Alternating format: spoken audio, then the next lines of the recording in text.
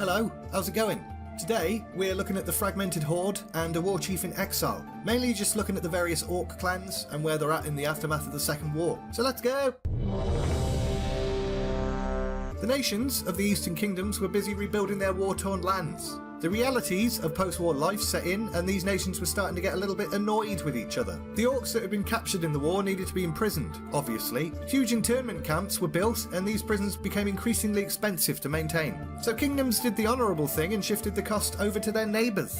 Which is why tensions were rising, and people were starting to get a bit pissed off. Though many orcs had been captured, there were still plenty of dangerous clans on the loose. The WARSONGs, led by GROMMASH HELLSCREAM, had refused to surrender. They kept to the dense forests of Lordaeron, only coming out to, raid and pillage. The remnants of the BLACKROCK and BLACKTOOTH GRIN clans, led by Dalrend and Main Blackhand, declared themselves the true Horde and dwelled in Blackrock Mountain. They held a tenuous alliance with the DRAGONMAW clan, who occupied Grim Batol. The DRAGONMAW retained a dark secret from the Second War, and that secret was that they had the demon soul in their possession, and that's terrible. They'd used this artifact to enslave Alexstrasza and force her dragonflight to obey their commands. Most of these clans kept to the shadows. They didn't want to attract attention from the Alliance, and the Alliance were too busy rebuilding to spend a lot of time hunting them. But this situation dramatically changed due to the Horde's former warchief, Orgrim Doomhammer. The Alliance of Lordaeron considered him the most dangerous orc in captivity, and he was held under close guard. His jailers thought he was broken, physically and mentally, but he wasn't.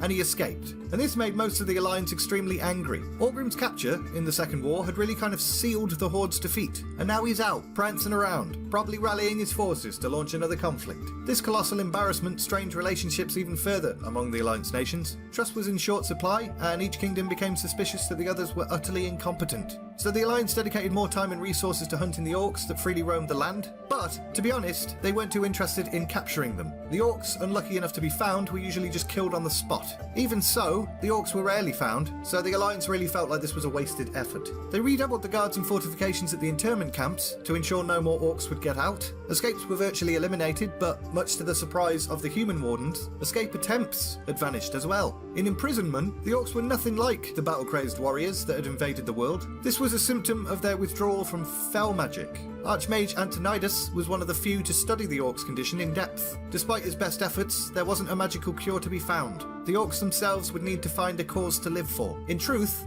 most of the Alliance were quite happy with the orcs' state. They weren't a threat if they remained in their little depressed stupor. But back to Orgrim. As soon as he escaped, he did what most people would do in that situation, and he quietly travelled as far away from human cities as he could. Despite what the humans feared, he actually had no intention of rallying the Horde. Orgrim lived alone for years, occasionally meeting with another clan he was certain wouldn't regard him as an enemy, the FROSTWOLFs. He'd been lifelong friends with the clan's former chieftain Durotan, as well as his mate, Draka. The two of them had spoken out against the formation of the Horde and its use of fel magic, and in return, Durotan and Draka had been straight up murdered by assassins loyal to the Legion. Orgrim also believed their infant son Goel had been killed.